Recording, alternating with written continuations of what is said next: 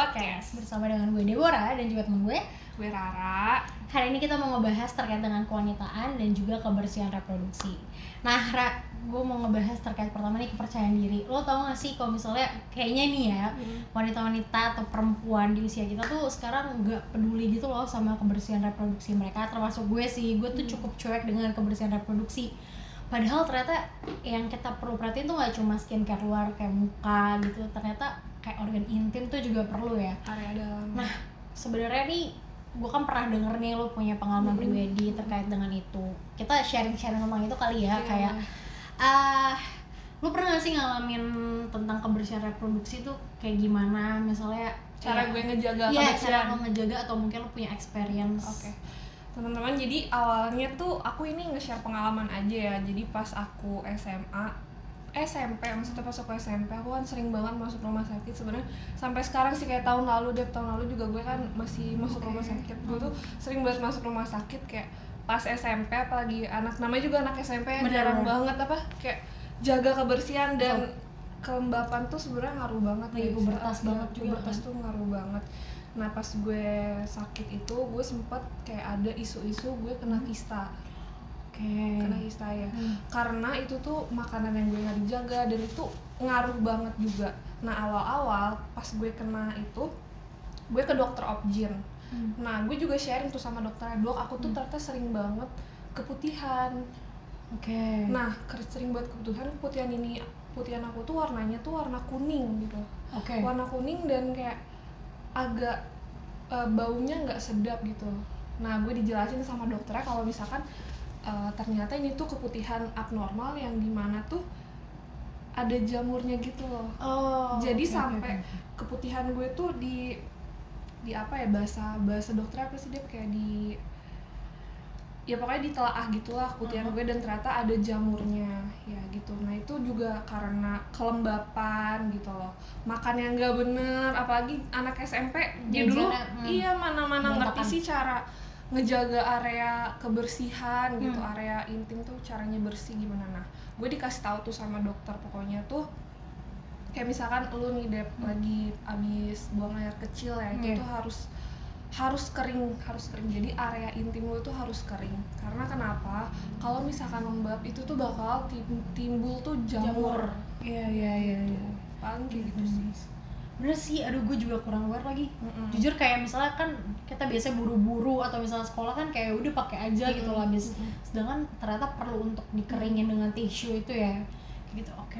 Tapi kalau misalkan lu pengalaman sendiri, pernah gak sih kayak ada kayak lu keputihan gitu, keputihannya abnormal apa normal keputihan lu gitu? Sebenarnya gue nggak pernah ngecek gitu sih, tapi gue pernah ngalamin keputihan. Terus juga beberapa kali mungkin gue pikirnya karena ya lagi masa pubertas aja gitu loh, jadi kayak banyak flek di celana dalam gue atau apa, tapi ya cuek aja gitu loh. Ternyata gue baru aware sekarang ini bahwa ternyata mungkin itu problem sih. Terus juga mungkin kayak bau nggak sedap, terus juga mungkin jamur karena gue cuek juga.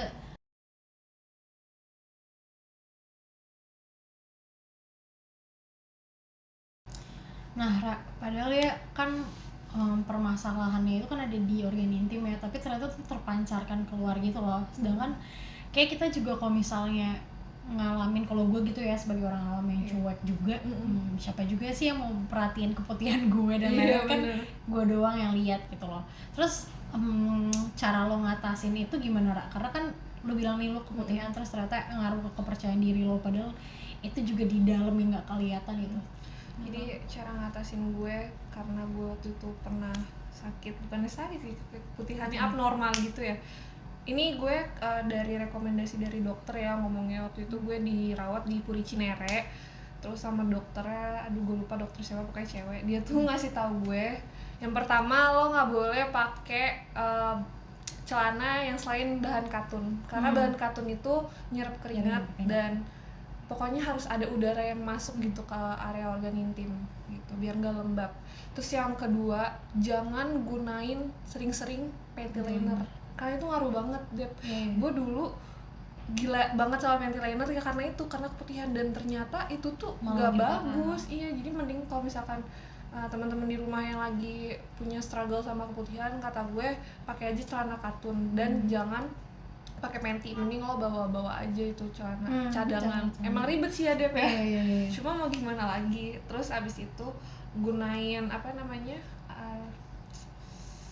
sabun pembersih, feminine hygiene yang pH-nya sesuai. Dan kita gunain sabun juga jangan sering-sering ya guys, jadi biar ada bakteri baik gitu loh, soalnya kan ada juga tuh bakteri baik di area intim.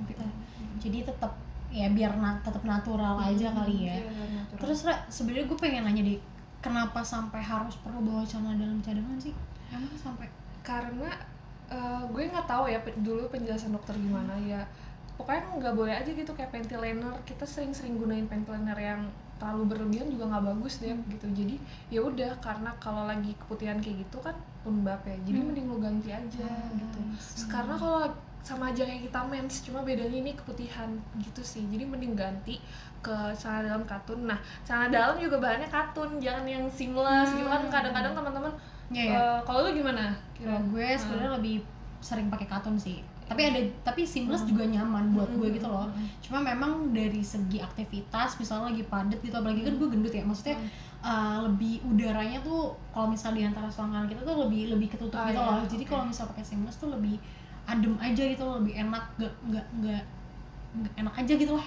Iya, tapi nggak tahu kenapa gue juga pernah pakai celana dalam seamless, tapi itu malah memicu di gue nggak tahu kenapa, tapi pas gue pakai katun malah makin berkurang. Makanya emak gue nih, nyokap gue aja sampai beli ini celana dalamnya yang katun, berbahan dasar katun gitu.